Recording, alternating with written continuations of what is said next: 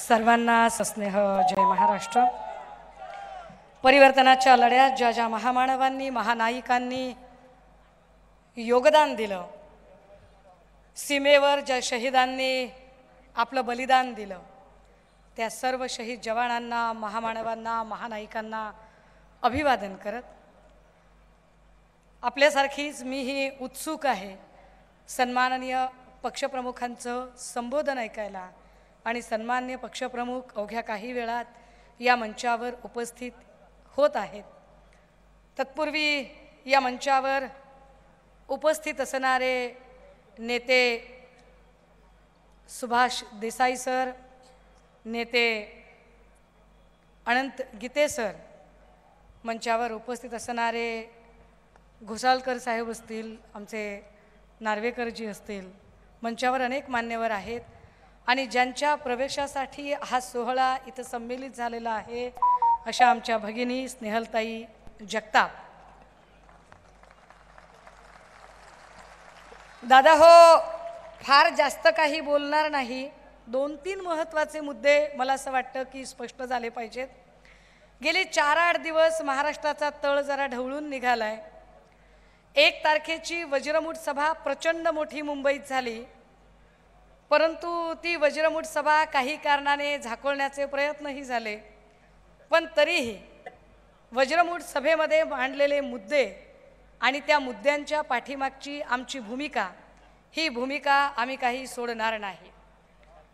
बाकी काहीही झालं तरीसुद्धा मी महाडच्या ऐतिहासिक भूमीत बोलतेय, ज्या ऐतिहासिक भूमीमध्ये एकीकडे रायगड शौर्याची साक्ष देत आहे, दुसरीकडे चौदार तळ्याचा संगर स्वाभिमानी सत्याग्रहाची साक्ष देत आहे। अशा ऐतिहासिक भूमीमध्ये माझं म्हणणं मांडत असताना मी सत्याचाच आग्रह धरला पाहिजे आणि सत्याचा आग्रह हा आहे की अदानीचे 20,000 कोटी कुठून आले, हा आग्रह आम्ही सोडता कामा नये। आम्ही सातत्याने भाजपाला हा प्रश्न विचारावा लागेल, कारण ते हा प्रश्न आता बजरंगबली, जय श्रीराम इकडे नेऊन ठेवण्याचा प्रयत्न करत आहेत। मुळात जेव्हा कधी भारतीय जनता पार्टी वेगवेगळ्या आघाड्यांवरती अपयशी ठरते, जेव्हा जेव्हा भारतीय जनता पार्टी महागाई, बेरोजगारी, महिला सुरक्षा या प्रश्नांवरती सपशेल अपयशी ठरलेली असते आणि बोलण्यासारखं काहीच नसतं, तेव्हा तेव्हा ते महापुरुषांच्या फोटो आड जाऊन लपतात। मग कधी ते सावरकरांच्या फोटो आड लपतात, तर कधी ते धर्माच्या आड लपतात, कधी ते बजरंगबलीच्या आड लपतात, कारण त्यांच्याकडे बोलण्यासारखे मुद्दे शिल्लक नाहीत।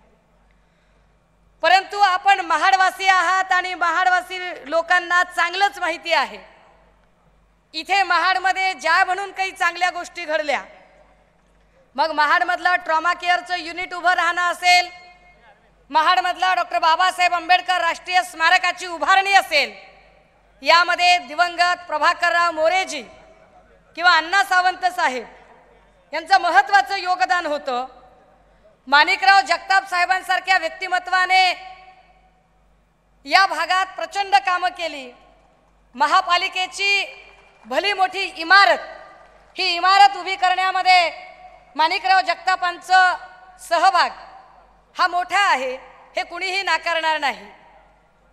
मी येताना काही लोकांशी बोलत होते आणि एका वृत्तवाहिनीच्या पत्रकाराकडे सहज आमची चर्चा चालली होती, तेव्हा ते आम्हाला सांगत होते की ताई, स्नेहल जगताप हे नाव बाई म्हणून कुणीही हलक्यात घेऊ नये, कारण ऐन कोरोनाच्या काळामध्ये आणि जेव्हा पूर परिस्थिती तयार झाली, त्या पूर परिस्थितीमध्ये जे काम स्नेहल दिदीने केलं ते काम भल्या भल्या इथल्या पुरुष माणसाला करता येणार नाही, इतक्या ताकदीने ती माऊली उभी राहिली आणि प्रत्येकासाठी इथं काम केलं।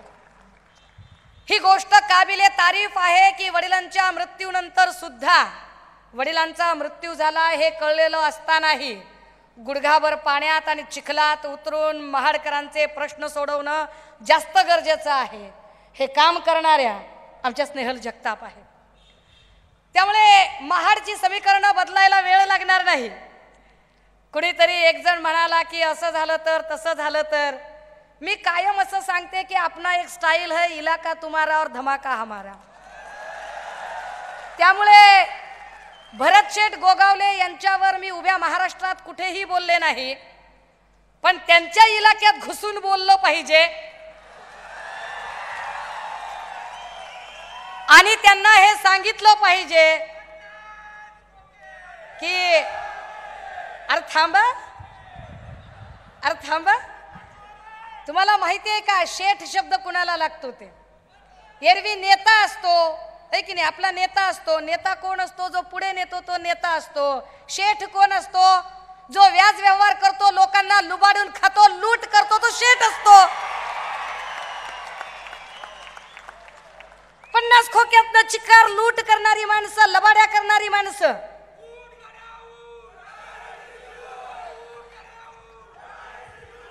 आणि MIDC ची लूट किती केली राजे हो? नुसती MIDC ची लूट नाही, MIDCतला अख्खा भंगार ना भंगार विकून खाल्लं यांनी, अख्खा स्क्रॅप विकून खाल्लं. आता या ऐतिहासिक साक्ष देणाऱ्या महाडला हे सोन्यासारखं महाड जर भंगार होऊ द्यायचं नसेल ना, तर भंगार विकून खाणाऱ्या लोकांना जागा दाखवल्याशिवाय राहायचं नाही. हे ताकद कळली पाहिजे. कारण इथल्या MIDC चे प्रश्न काय आहेत हे वेगळं सांगायची गरज नाही.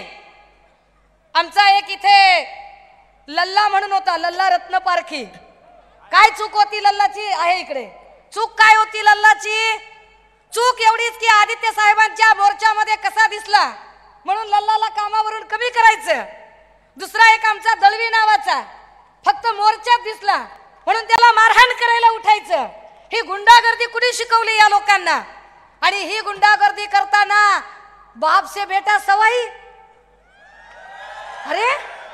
अरे बाप तर 10% मध्ये, तुम्ही तर काम होण्याच्या आधी 7% आणि काम झाल्यावर 7%, 14% भाव चाललाय तुमचा.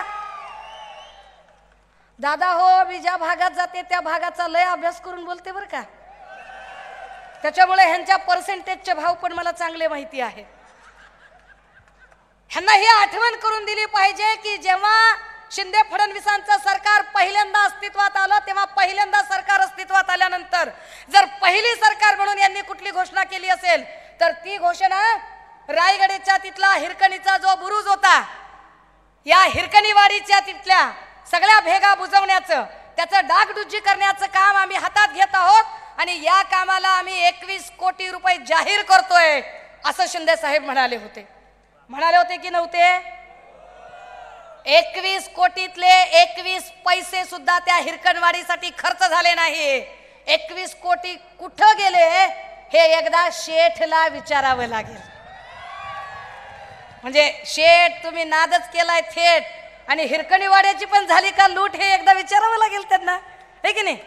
आता या सगळ्या प्रकरणांमध्ये ज्या ज्या पद्धतीने ही महाडवासियांची लूट चालू आहे, MIDC मध्ये काही असलं तरी आमचीच दादागिरी, उद्योग चालू द्यायचा की नाही, धंदा चालू द्यायचा की नाही यावर आम्हीच काय ते ठरवू, इतरांनी काहीच बोलायचं नाही. टक्केवारी आम्ही ठरवू, भंगार आम्ही विकू, काम आम्ही देऊ, टेंडर आम्ही देऊ, आम्ही सगळ्या प्रकारची गुंडागर्दी, ब्लॅकमेलिंग आणि दादागिरी आम्ही करू. ही दादागिरी, गुंडागर्दी आणि ही ब्लॅकमेलिंग थांबवायची असेल तर आता एक नवा निर्णय घ्यावा लागेल. मग पत्रकार प्रश्न विचारत होते मगाशी, ते असं म्हणत होते की स्नेहल जगतापांचा लढा एका बलाढ्य वगैरे वगैरेशी आहे, कसं होईल त्यांचं? त्यांना साधी गोष्ट आम्ही सांगितली, राजे हो, बलाढ्य, ताकदवर, विजयी, प्रस्थापित हे शब्द उद्धव साहेब ज्यांच्या पाठीशी उभे राहतात त्यांना लागतात. कालपर्यंत मातोश्रीच्या सावलीला जे उभे होते त्यांना तो विजयी शब्द अनुभवता आला. ज्या क्षणी त्यांनी मातोश्रीशी बैमानी केली तो विजयी, बलाढ्य, ताकदवर आणि महाडकरांच्या काळजात राहणारं नाव हे स्नेहल जगताप आणि येणाऱ्या काळातली नाव असते. हे ताकदीनं मांडलं पाहिजे. राजे हो, एकूण ज्या काही पद्धतीचं राजकारण आणि गलिच्छपणा चालू आहे त्यामध्ये मी कायम मुद्द्यांवरती बोलायचा प्रयत्न करते, मी अजेंड्यांवर प्रश्न विचारते, मी बजेटवर प्रश्न विचारते. अमक्या ठिकाणी तुम्ही एवढं बजेट खर्च केलं, त्या बजेटचं काय झालं, कुठे खर्च केलं, कसं खर्च केलं, आपण याचे प्रश्न विचारतो. पण शिंदे साहेबांचे सवंगडी इतके सवंग आहेत की त्यांना थेटपणे बोलताच येत नाही. ते अजेंड्यांवर चर्चा करू शकत नाहीत. ते फक्त आणि फक्त ते सवंग आणि थिल्लर भाषा करू शकतात. बारसूमध्ये अशीच भाषा काही लोकांनी करायचा प्रयत्न केला. त्याचं काय झालं ते आज बघितलं सगळ्यांनी, की लोक कुणाच्या पाठीशी आहेत आणि लोक कुणाला प्रतिसाद देतात हेही बारसूमध्ये सिद्ध झालं. पण या निमित्ताने फार आम्ही स्वच्छतेचे पुजारी आहोत असं म्हणणारे किरीट सोमय्या, ज्यांना मी खेडच्या सभेतही सांगितलं होतं की कचरा डेपोमध्ये प्लॅस्टिक बॉटल शोधणं त्यांनी बंद करावं. मी अख्खे त्यांना कचरा डेपोच्या कचरा डेपो दाखवतेय. त्या कचरा डेपोचं स्वच्छताकरण कधी करायचंय ते त्यांनी ठरवावं. बारसूमध्ये ज्या जमिनी काही लाखांमध्ये विकत घेतल्या गेल्या आणि नंतर त्याचा सोन्याचा भाव करून जे आता परत त्याचा मागत आहेत, गुप्ता नावाचा अधिकारी ज्याची 92 एकर जमीन बारसूमध्ये आहे, यावर किरीट सोमय्या कधी बोलणार आहेत का? त्यांना काही प्रश्न विचारावे लागतील. त्याच बारसूमध्ये आमदार आशिष देशमुखची 18 एकर जमीन आहे, यावर ते काही बोलणार आहेत का? कोकण सारख्या ठिकाणी मच्छीमारी करणाऱ्यांची आडनावं मी कदम, सावंत किंवा जाधव अशी आडनावं मी समजू शकते, परंतु झवेरी, शर्मा, गुप्ता कधीपासून तिथे आले? बारसूमध्ये जेवढ्या लोकांच्या जमिनी विकत घेतलेल्या आहेत ते सगळेच्या सगळे आडनावं अमराठी कशी काय आहेत? आणि या अमराठी आडनावांनी जर भूमिपुत्र असणाऱ्या कोकणवासियांनाच हुसकावून लावण्याचा चंग बांधला असेल तर ही आपली जबाबदारी असेल की कोकणवासियांच्या सोबत ठामपणे उभं राहावं लागेल. सन्माननीय पक्षप्रमुख याच भूमिकेतनं आज बारसूमध्ये रिफायनरीच्या सगळ्या प्रकल्पग्रस्तांना भेटायला गेले होते आणि त्या प्रत्येकाला विश्वास देत होते की बाबा तुमच्या लढाईत आम्ही तुमच्या सोबत आहोत, कारण आमचं हिंदुत्व हे दंगली करून घरं पेटवणारे हिंदुत्व नाहीये, तर आमचं हिंदुत्व लोकांना रोजीरोटी देऊन त्यांच्या चुली पेटवणारे हिंदुत्व आहे.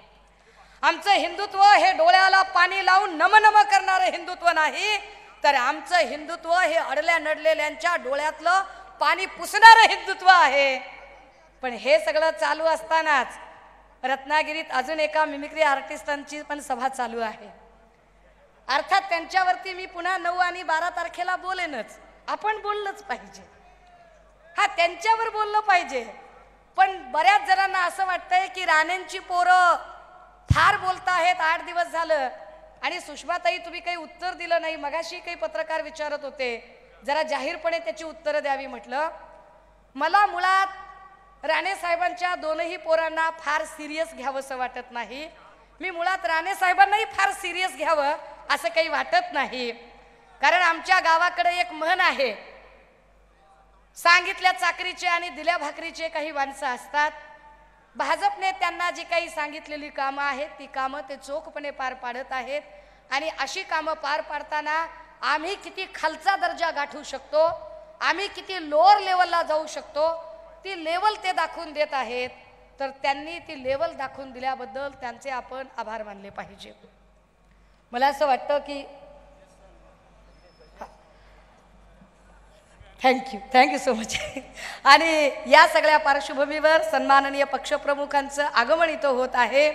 तुर्तास आपल्यामध्ये आणि पक्षप्रमुखांच्यामध्ये मी जास्त वेळ न थांबता या प्रवेशाच्या सोहळ्याचे आपल्या सगळ्यांच्यासह साक्षीदार होऊ इच्छिते.